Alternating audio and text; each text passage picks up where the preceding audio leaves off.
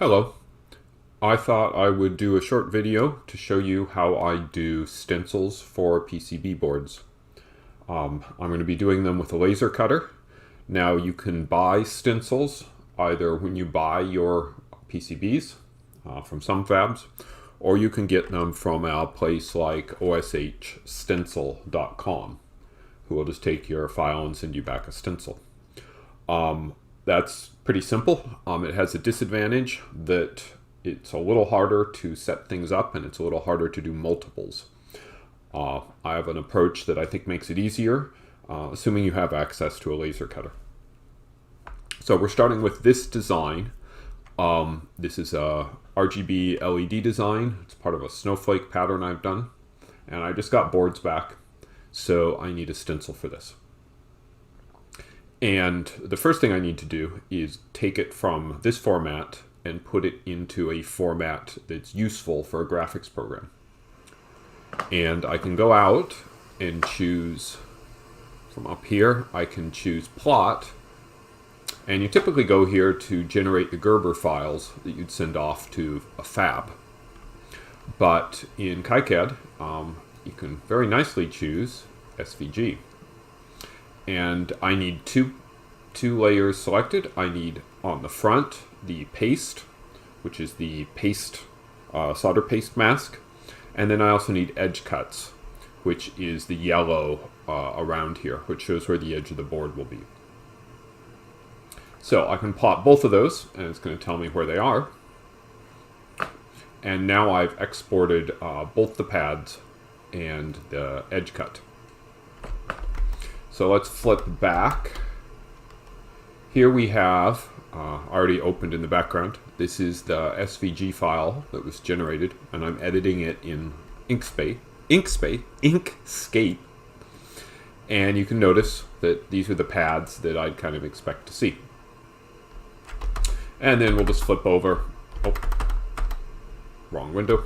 And here's another Inkscape window, and this shows the outline. And we're actually going to start with the outline. So I'm going to go and I'm going to select it all. And one of the problems, if I zoom in here, you can see how this looks like multiple lines. That's because when I drew it, I drew lines on top of lines, and that's fine for the fab. It might cause some weirdness with the laser later on when we're cutting. So the first thing I'm going to do, select all of this, go up, and choose Path, Combine. So I used to have multiple paths, now it combined them together. And that should just hopefully help me out later when I'm cutting. Now the next thing I want to do is actually change the color here. And I'll show you why later on. So I selected all. I'm going to do Shift. We're going to make this blue. So it's a nice blue line. Now, Edit, select all, Edit, Copy. What I'm going to do is I'm going to take this, the edge cuts, and overlay it on top of the paste. So I can go here. Now, what you'd think you'd do is you just do paste. But if I do paste, you notice that's not at all where I want it. And I don't want to try to align it by hand. But another command up here called Paste in Place. And that is exactly where I want it. So when I'm making the stencil, I actually want to make two things. I want to make both the stencil, and then I want to make a jig in which a cardboard jig in which the PCB board can sit, and that'll help me with alignment, and that will also make sure that the level is correct when I set the stencil down on top. So in this case, I have a lot of these. There are 6 of these for each snowflake that I'm building. So I'm going to take these, copy, paste.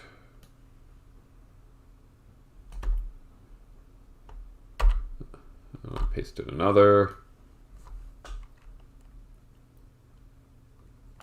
Now, the spacing doesn't have to be perfect here, so it's not quite perfect. This line here is not quite in line with that. Well, that's okay. It just has to be kind of close. So that's 3 boards. That will work, and then I need to define the size that I'm going to build this. I can do that by drawing another line.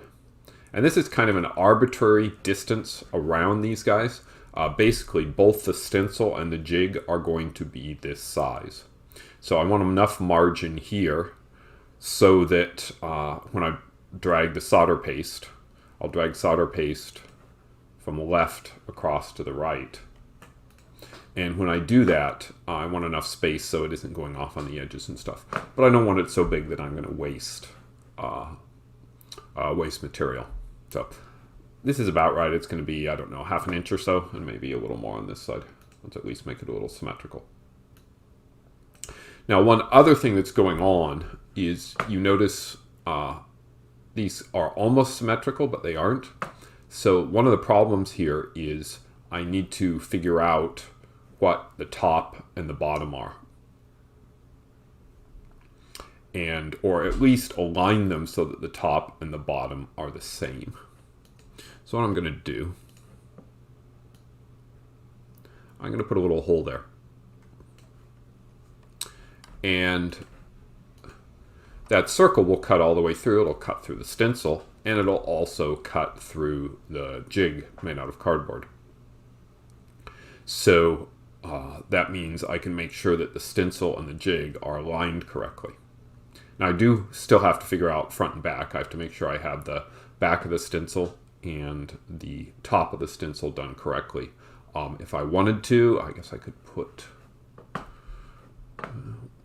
we'll just have a little fun here. Okay, so I'm going to take a little pencil and I'm going to write top.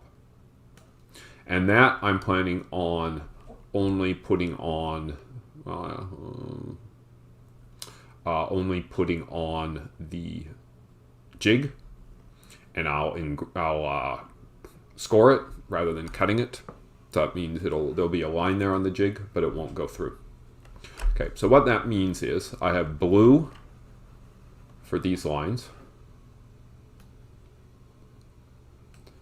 And then I'm going to make this,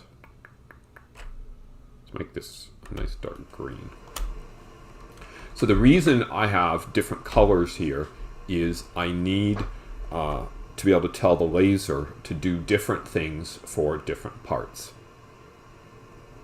So when I'm making the stencil, I want to cut this circle, cut that outer part, and then I want to engrave all of the pads. And we engrave because if you cut, the mylar I'm cutting is pretty thin, and if you cut, you'll put a lot of heat into it, and it'll just melt away. So engraving gives me more precision there. It takes a little longer, but gives me more precision.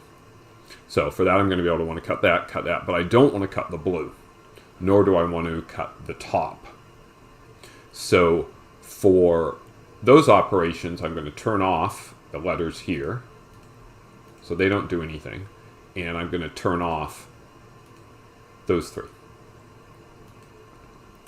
And then conversely, when I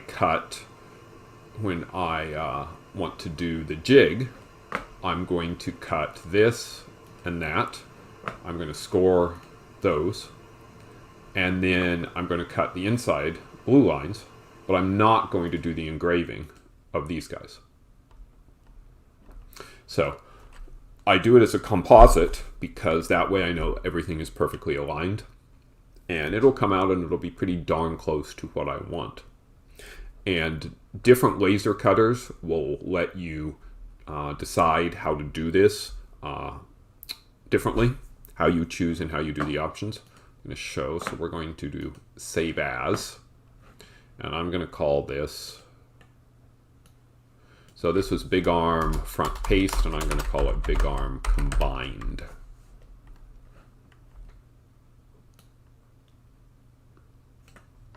Okay, so that now has the image I want to cut.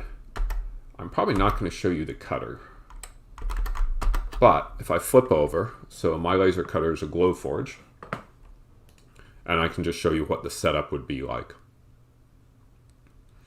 Okay, need to open. Gonna take a second.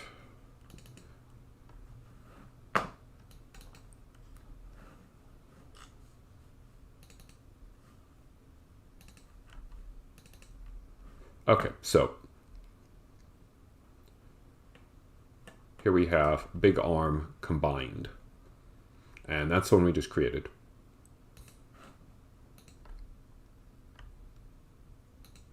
So I'll open that up. And down here on the right, there's a little processing message. So as your design's being processed. Now it's bringing it in. And this is actually showing me the image from the last time I did cutting. So I did some cutting yesterday on some other boards for this project. So one of the nice things about the Glowforge. Now if we look here over the left, we see 4 different sections, and these are based on the color and the type. So basically I set that where I want. This one was the one I said I wanted to engrave, and I would choose, I don't know, speed of 525, something like that, and then I'd set lines per inch. I think I used 450. Now these ones, so I'm going to pretend I'm doing the stencil first. So if I'm cutting the stencil, I don't cut those lines, so I choose those to ignore. These ones cut. I think this was 250 full power. And then these I'm going to score. I really don't know what speed I want for scoring, but we'll say 250 and 10%. See what happens. So that means these 3 settings here will cut the outer line, engrave the ones in blue, and then do cut. And you can see the other ones are shown as not functioning. So that's what I'd start. I'd do that to cut the jig. Then I'd flip over and put the Mylar in, and then we'd just go back on this, ignore those, and then these we cut the same way we cut the outside. Okay, and now you can see the engraving part is turned off, and the rest is all turned on. I actually should not have turned on top for the making the stencils. So that's what we would get. And then I'd get 2 items together, and those 2 items will work just fine. So I don't find the laser cutting that exciting. I might shoot a little video there, and then we'll go on from there. So here we are after doing some laser cutting. And this is the piece cut out of cardboard. So some kind called hardboard. It's 3/100ths of an inch thick, which is very coincidentally just almost the exact thickness of the PC boards. What we see is through the wonder of CAD and real dimensions, I have 3 boards that fit in there pretty much perfectly. And you notice it says top here, so I know which is the top. Here is the stencil, or if I have, show up a little better if I have something black behind. So there you can see a whole bunch of holes, and then the index are at the top. And all we have to do, these should be pretty much precisely the same size. Put them on top, just a little bit of alignment, and you'll see all you can see through the holes. Let me zoom in some. All you see through the holes is silver, and that means all you're seeing is the solder pad. So now I can put some solder paste on at one end and just scrape it all the way, and I will get these all done. So that'll be the next step.